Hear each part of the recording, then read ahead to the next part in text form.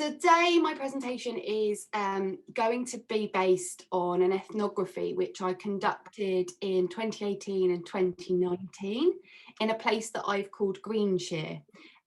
Just to kind of give you a background about this area, it's close to the city of London, but it's still relatively provincial. You can get the fast train into London in about half an hour or so. Nightlife in Greenshire is mainly mainstream rather than niche. So it's drawing largely on a white heterosexual clientele, particularly locals. However, there has been an introduction in what my nighttime participants called urban nights, where music such as rap, hip hop, drill and grime are played. So as part of my field work, I observed and I interviewed police officers, I interviewed police licensing officials, council licensing officials, door staff, venue managers and street pastors who are acting members of the church. And my ethnography explored how nightlife is policed along racial and ethnic lines. In relation to policing in this area, nightlife was policed by a mix of police community support officers and private police, which when I refer to private police, I mean anyone that's responsible for governing nightlife that's not employed by the state, like door staff and venue managers. And it should be noted that in the last decade, there's been a decline in the state police on the nighttime high street. So door staff and venue managers are becoming relied upon more so to govern nightlife. So today my presentation is going to take two parts. Firstly, I'm going to explore the difference in diversity and inclusion training which the state police received versus the private police and their training and what that involved. And I'm going to explore what this means, if at all, for the nightlife, governance of nightlife. I'm then going to come on to explore how the diversification strategies of universities themselves have enhanced the Black student database in more provincial universities, and think about the impact that this has had on nightlife, the type of clientele that are now turning up at nights and how my participants responded to that. So in the UK, the state police have received training on diversity. They've done this since 2010, brought about by equality law, which is centered kind of around 9 protected characteristics. I'm not going to list them all, but race is one of those protected characteristics. They receive a week's worth of training, which is given at the start of their police enrolment. And already existing officers that were employed prior to 2010 just conduct diversity training online. There's no in-person training. Now, observations of this training showed that diversity was framed in quite murky ways and problematic ways. It was used by trainers to describe people of different shapes and sizes, as well as to kind of mock the term by referring to a UK dance group called Diversity, which some of you may be familiar with. That might be lost on some of you. In interviews and discussions with police officers, they explained that they actually rarely draw upon this diversity training in their policing practice. They framed it as common sense and teaching the obvious. So for them, this was just the way that they already treat people. In this training, race was touched upon minimally, so it wasn't really discussed. It was only used to refer to gypsy and traveller communities. So discussions around the increased number of Black and brown communities in the area, particularly the increased number of Black students, and the racism that they reported were not had in this training. So moving on to door staff, since 2003, door staff in the UK are required to have an SIA licence. And this broadly covers things like security guard training, CCTV awareness, top-up training for door supervisors, emergency first aid, things like that. They have to have that licence if they want to work on the doors. If they haven't got it, they won't be employed by a nightclub. I learned from interviews with door staff that the training did not consist on anything around diversity, inclusion or race. And I asked the door staff in interview how they'd respond if this was introduced in their SIA license training. And most responded in a very similar way to Kenny, who said, no, I haven't had diversity training. I wouldn't go to it if I had to. Does that mean they're going to have training on us? The police have so much red tape amongst them. They have to do everything by the book. Whereas us doormen, if we don't want to let someone into the venue, we don't have to. It's a private premises. It doesn't matter who they are. I just think that the police haven't got the powers as what they should have. Now, Kenny outlines here in that quote that I've shared, a difference between door staff who are able to act in ways which remain ungoverned and the police, the state police, who he describes as constrained by the book. And the literature on the public police reveals the myriad of ways in which they are becoming increasingly accountable in the UK. Talk of diversity training led to door staff drawing upon this discourse of us being door staff or the private police and them being Black and minority ethnic individuals. And Kenny did this well when he said, does that mean they're going to have training on us? So to come on to the second part of the presentation, despite that kind of context, race was absolutely central to the way in which nightlife was governed in Greenshire. And at the start of this presentation, I explained about the introduction of urban nights, where Black music cultures such as grime, rap, hip hop and drill were played. These urban nights had begun being introduced since the increase in Black students at nighttime venues in Greenshire, and also since the commercialisation of these music cultures, particularly drill and grime. I also explained that universities in the UK have begun publishing their own diversification agendas. So within the UK, universities are aiming to diversify their staff database, their staff base, but also their student base as well. This has meant in part that there has definitely been an increased number in Black African, Black Caribbean and mixed race students attending universities in provincial contexts, which they've not historically attended in the past. As such, nightclubs have begun drawing upon this new audience alongside the commercialisation of this music to host urban nights. What I want to turn to here, though, is how the governance on these nights was entirely different to weekend nights, which were attended primarily by white locals. Prior to these nights commencing, an enhanced door team was called upon. So on a nightclub that might have had 4 members of the door team on a weekend, they'd have up to 15 on an urban night in the week. These were called upon by venue managers to both work the door and the dance floor. And that was something you also saw on urban nights. You wouldn't see door staff really focused on the dance floor on a weekend night in a way that they did on an urban night. Venue managers operated all search policies on urban nights, so everyone was searched at the door, and particular attention was given to items hidden under or within headwear, bags and pockets. So throughout the fieldwork, door staff viewed Black men through a white gaze, and they described them as having an attitude. Toby, this is a quote from Toby, who was the head of door security at Altitude. He explains, they're much more street, much more gangster than a Saturday night. If they turn up being rude to me, I'll be rude back. At the end of the day, respect works both ways. So if you can't turn up somewhere and say evening, then there's going to be a problem.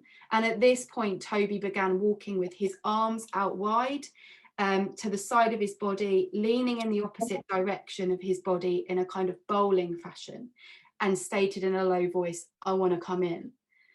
If you have that attitude at the front door, then what's that attitude going to be when someone bumps into you in the club? So Door staff problematized Black individuals, particularly Black men, for using different body language to what they were used to, as well as sayings or words which they did not understand. So when forms of embodiment then differed to that white local normative benchmark that they were used to, these began being attached to a pre-existing stereotype of gang membership, shown when Toby states that this might be evidence of a gangster thing. Interestingly, the police, whilst I spoke about their diversity and inclusion training, they did share gang matrices and gang lists with Door staff in order to police these urban nights. So Door staff would be given a list of the top 10 individuals on their gang matrices in order to try and detect these individuals if they were trying to get into a nightclub. So similar to Thomas Bogard then, who found that Door staff tested non-Danes for their attitude, the bouncers were observed making a brief risk assessment on the door.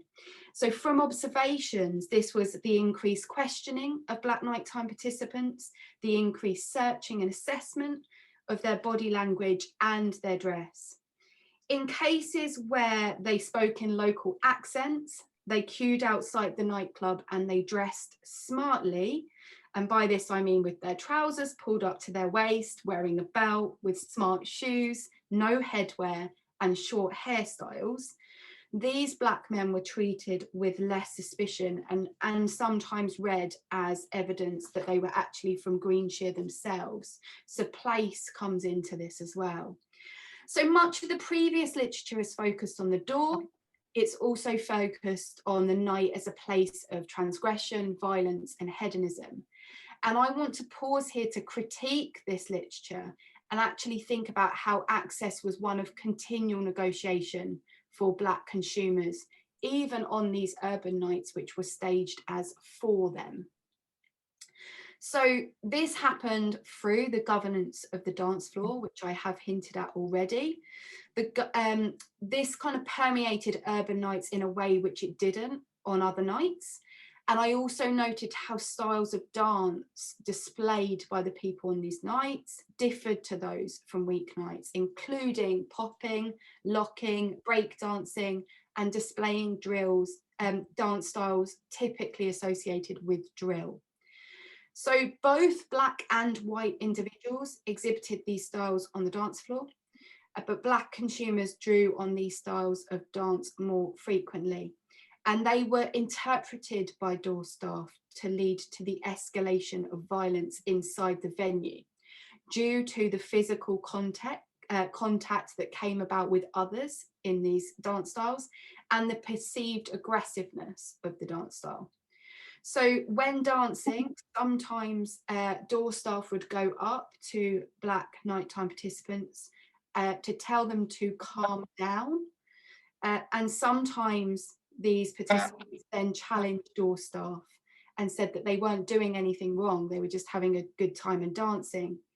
This often then ended up in an altercation between Door staff and the participant, with Door staff actually provoking then the behaviour that they initially suspected this person of, and that person would then sometimes be asked to leave the nighttime venue. Whilst white participants exhibited similar dance styles, these didn't arise in the same level of suspicion. So Black individuals' race coupled with their dance made them visible to Door staff. So this presentation then has revealed some real deep contradictions from, for example, university diversification strategies, which has led to the increase in people of colour attending universities in provincial spaces, versus the governance and experiences that they have when they go out in the provincial nighttime economy. It's also revealed some of the tensions between the commercialisation of Black music cultures, as well as the policing and governance of Black and mixed race individuals on the ground. And it shows that despite the diversity and inclusion training of the police, which I have critiqued earlier on in this presentation, they are still sharing problematic policies and practices such as gang lists with door staff to police urban nights. So the things that I want to raise to the audience is, how do we begin to make those who govern the nighttime economy more accountable for the racism, exclusion and marginalisation that they uphold at night? And how can we learn from practices and policies from other geographical contexts? And that's the end of my presentation. Thank you for listening.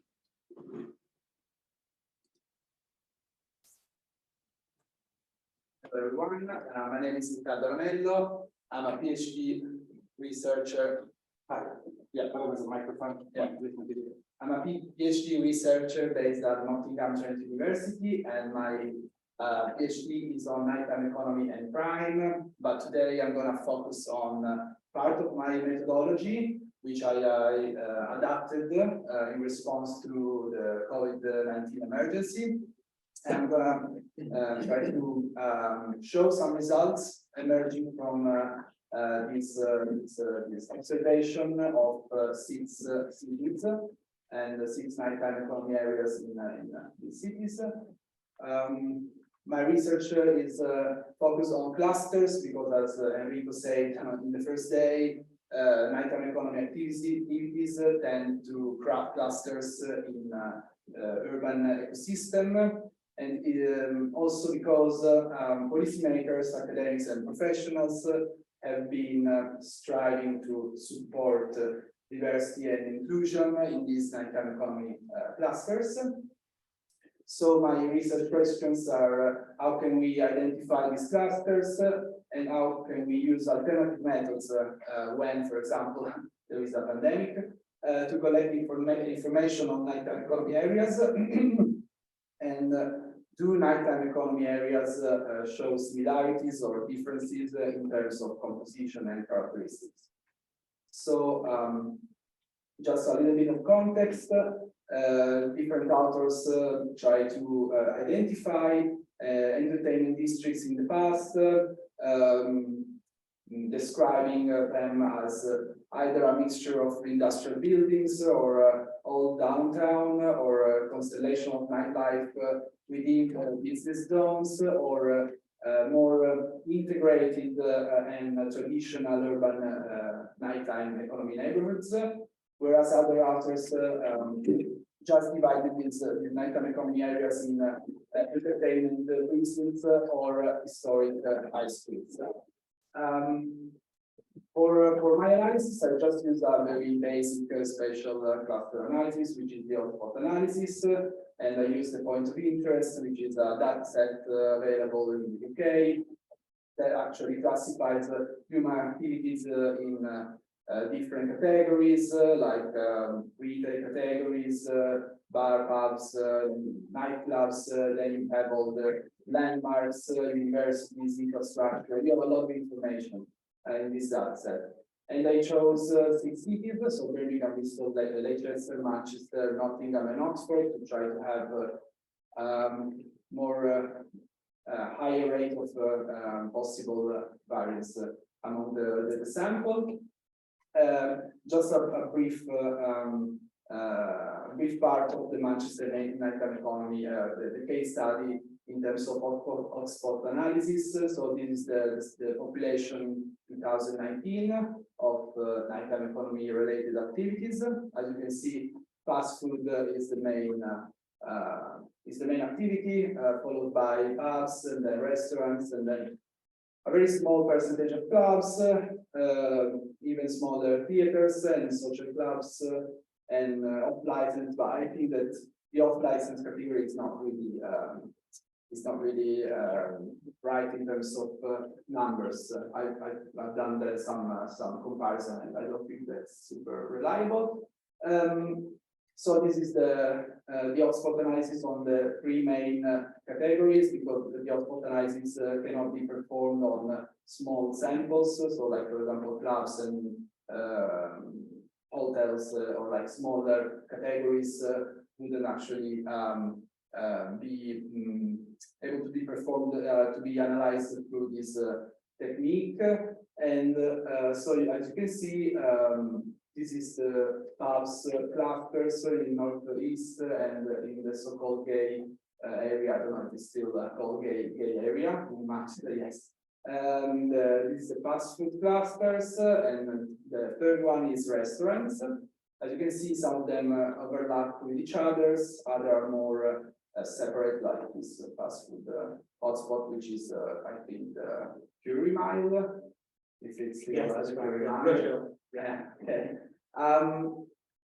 So the second part of the methodology, which is the observation part, was carried out using Google Street View, because I was facilitated to actually go to nighttime economy areas and collect observations. So I did some research and I found out that Google Street View was already employed to collect information regarding, I don't know, deprivation of areas or walkability or other like infrastructure related observations, and I try to apply this method to the analysis of characteristics that can be related to the identity of a nighttime economy area, or like the contents, the offer of nighttime economy area.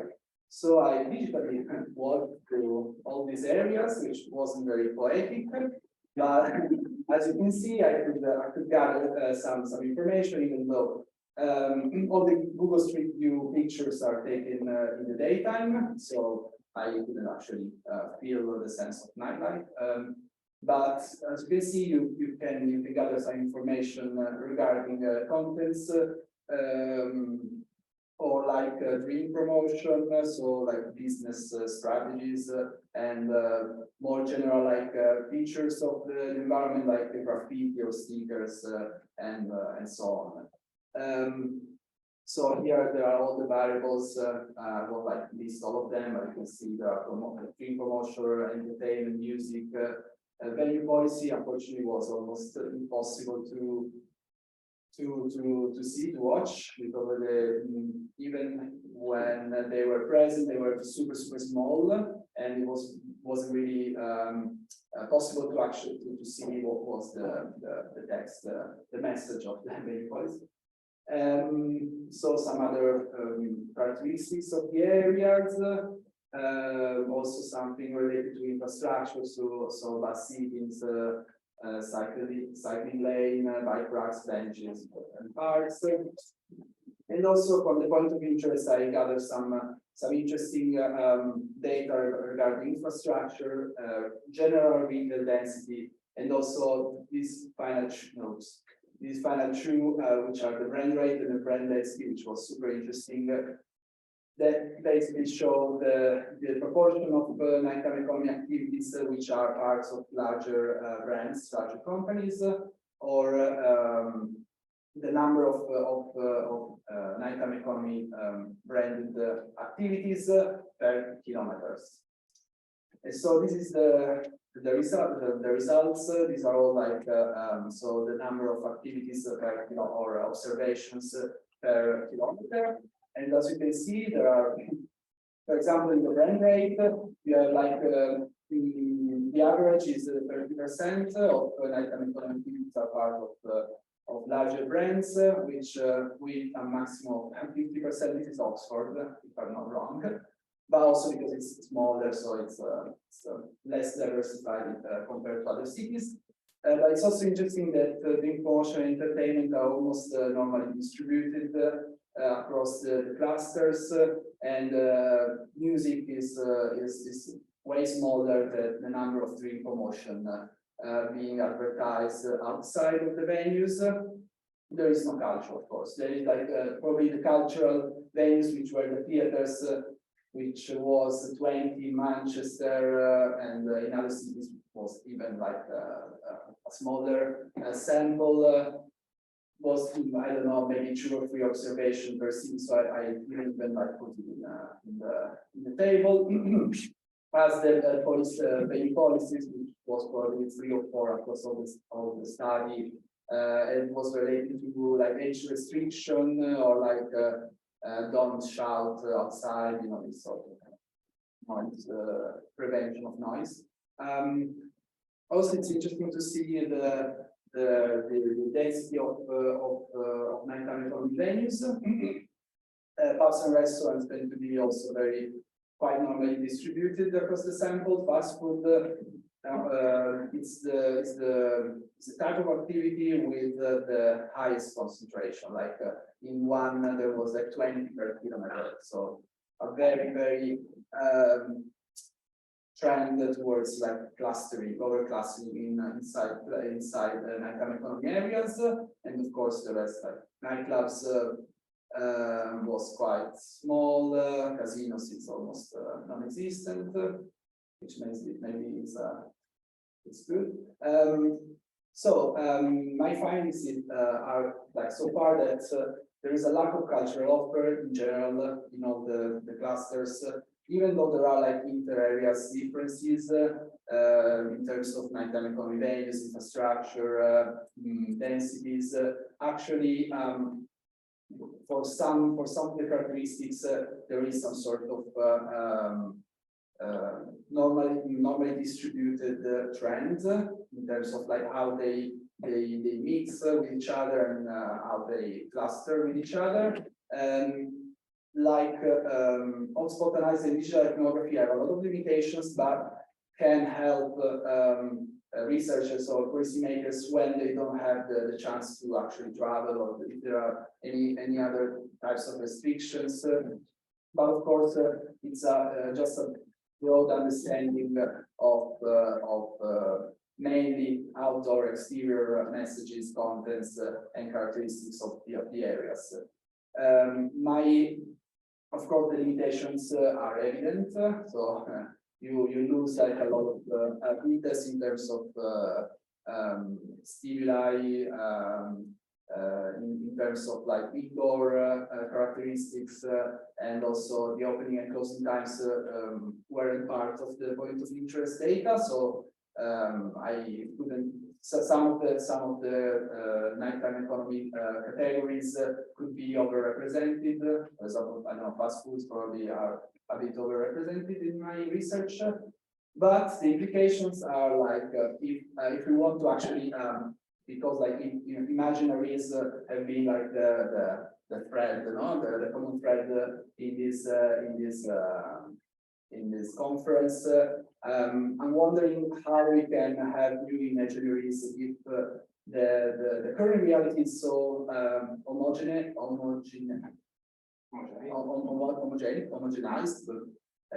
homogeneous, maybe, and also if there are some differences across cities.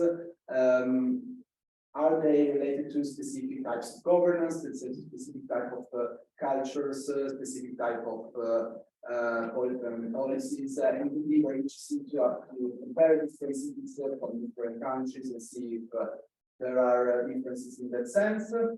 And also the final part is my final part of the research. I'll try to build some decent models to understand if any of those factors are more or less correlated with violent trends, which is another story which I probably tell in the next conference. And so that's it. Thank you for it's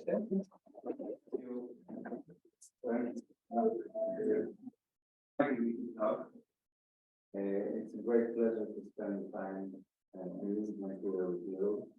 And a great pleasure to be a part of this nighttime private community. And I will tell you some things about the Easter migrants in my city, in Lodz, in the center of Poland. So the uses of urban public space depend on the complex dynamics of social change resulting from local and global conditions. At night, as a social category, various levels and cultures overlap and interfere. Time, space, history, economy, urban planning, and culture create dimensions of modernity that are difficult to grasp, difficult to define. The elements and rules of culture have a relation of unstable character consisting of many perspectives and states. Many of these routes remain hidden on a daily basis, and paradoxically, the night reveals them, makes it possible to observe these complexities, because at this particular time, in the context of entertainment and the accompanying circumstances, we are dealing with an intensification of the activity of entities creating at least a fluid but still a social structure. We can observe how it forms, integrates, and disintegrates, how activities cause interaction between residents, city-born dwellers, and newcomers. How interactions create activities and transform public space. The night becomes a space for integration, a space for the activities of many entities that make up the city's life. The night exposes and intensifies human presence, social functioning. The night gives an insight into human desires, ways of fulfilling them, passions, and ideas. Night is an expression of modernity, I think. It's a time of liberation and also social control.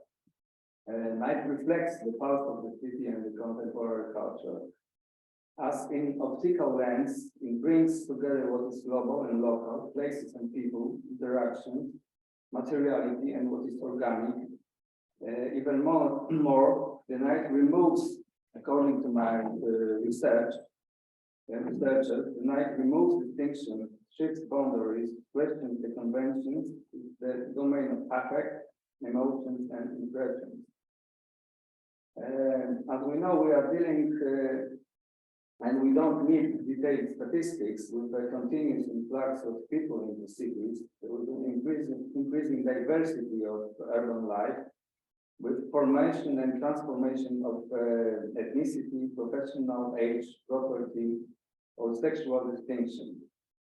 I would add that the night time in my city, the night time has the potential to eliminate those divisions, to suspend those hierarchies, precisely in the public space of the city. The night can be and is the observation of the nightlife in my city show a space of integration and cooperation.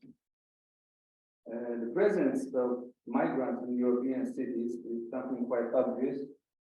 Each group, due to its own culture and ethnic context, represents different modes of urban activities.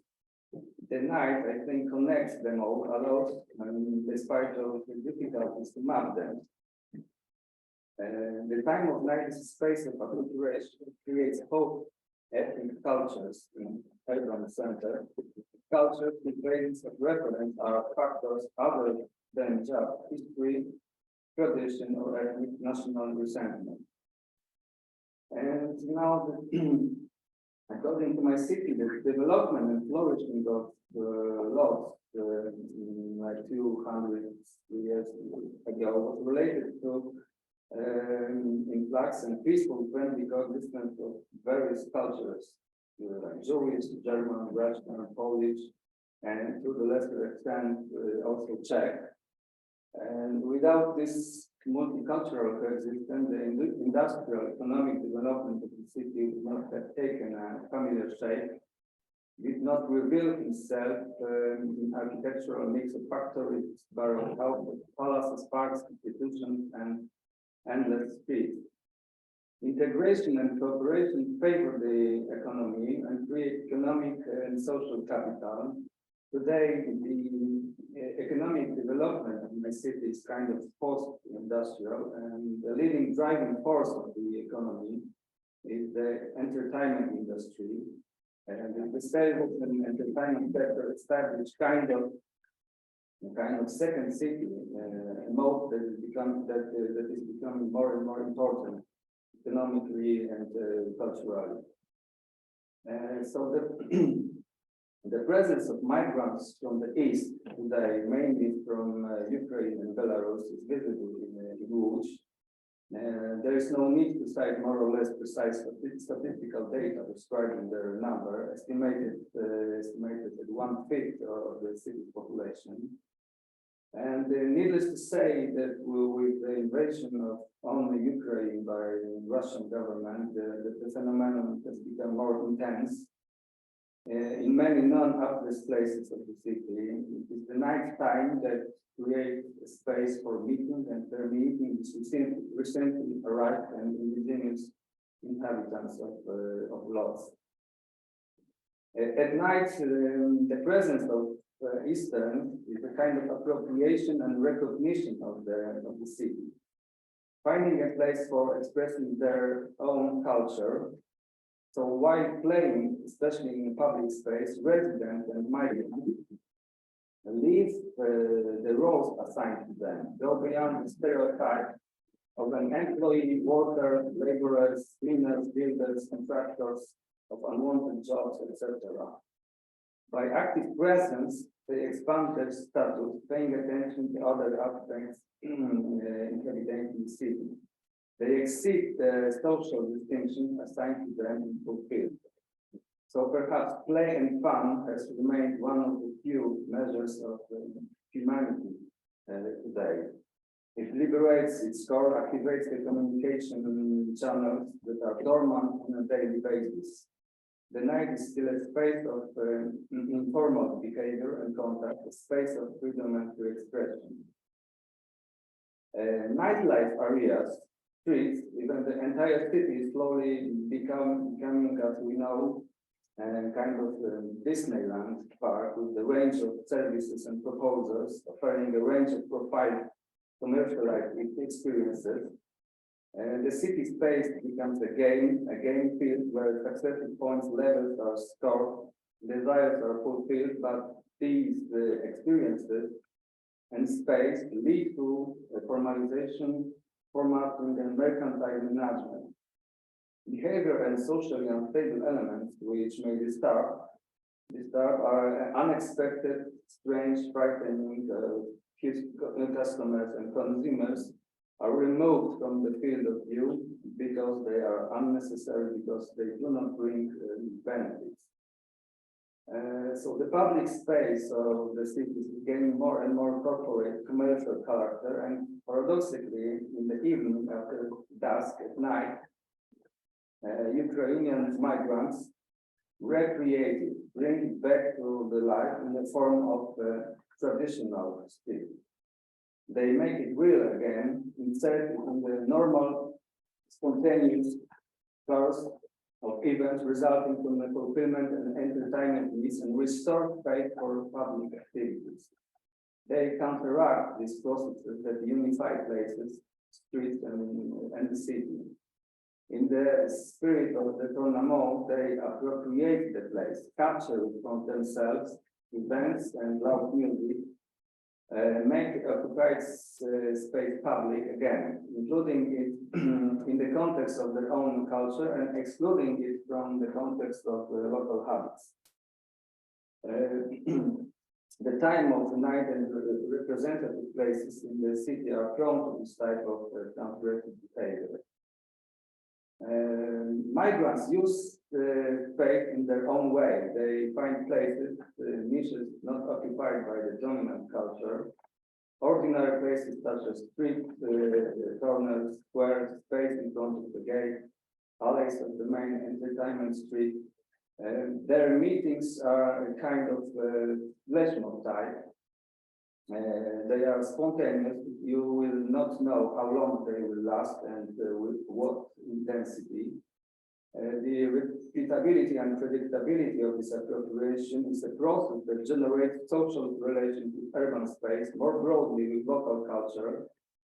It is all the more interesting in the context of the fact that the owners of pubs and bars optimize their profit by adapting the offer to the needs of mass recipient, generating a demand for the specific aesthetics in which there is no place for accident, disorder, neglect, and so on. What matters is the impression of luxury, appearing exclusivity, predictability, and safety. Ubiquitous, profitable format that defines the type of drinks, the way they are consumed, and the way how we spend time. So today, the main entertainment street of my city, which in the 19th and 20th century started with diversity, has become a franchise of bars, which are many in all major Polish and European cities, as well as colorful, illuminated similar pubs without their distinctive character, no specific clientele and peculiar mood.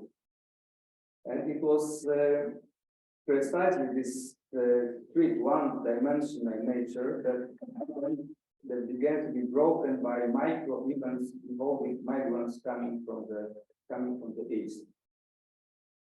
So as you go across the main street, the boom box booms, the portable loudspeakers crackle, and sounds flood the intersection. You can hear beats, scraps of text, fragments of songs, and melody breaks through the night noise of the city. Several people are standing, more and more people gather, sing, someone jumps, someone dances, someone stops, watches. The corner of the street in front of the entrance to the bank suddenly turns into a space for fun, shouting, training dance forms, laughing. It's around midnight, it's warm, you can see people in colored sunglasses, with shirts, shiny textures of clothes. You can see light, mirror, exhibition reflection. The music waits, the group stops, and tune moves on, and then somewhere near the corner it stops again. In the center of the entertainment space, small groups of young people are strolling along the well-known paths. From apartment to store, from store to gate, corner to corner, sometimes it's not corner. It's enough to start a small party on the edge of the street. The parties are eye-catching, play-provoking. It's 2 o'clock in the morning, drunk passers-by join in, dance or watch the man. Conversation begins, smoking together, fooling around, sipping alcohol hidden in jackets. Another group of local youth stops, you hear shouts, toast, street musicians join, people collecting money on the street, taxis circling like sharks, 50 guard cars. It's loud but calm, and just like a spontaneous and communicating group suddenly appears, it gets distracted unexpectedly. The summer crowd goes on, moves, thickens in points, and spills over the surrounding gates, rambling and disappearing. People pour out of the restaurants to watch the street comment. More gates of the city's main street are filling up. Situations of spontaneous play with Ukrainian entertainment music repeat regularly, unexpectedly. Sometimes in the same places near the main street, sometimes in completely different places in the city center. Mostly on Thursday, Friday, on Saturday, now every night. Once they are 10 minutes, half an hour long, they repeat themselves again. They are frivolous, sometimes intense, but not invasive. They fit in with the noisy idiom of the main street at night. And as I told before, they're enlivened by the clothing weight spending time on the street. So the summer evening is intertwined with such events. They complement each other, appear suddenly to disappear in hustle and bustle of the night, burning with the lights and alcohol. People micro-interact with each other when they listen, play, and observe. The public attention of urban spaces being realized. Entertainment groups with music from portable speakers find places that are beyond the schematic regulation, play in their own way to their music, which we will not hear in pubs, clubs, and other venues. Events are ephemeral. It is not known when they will take place and how long they will last. And when they do, they catch the attention of everyone on the street. They disturb the order taken without reflection, the order taken for granted. These street performances, style of play, singing and dances have other important functions.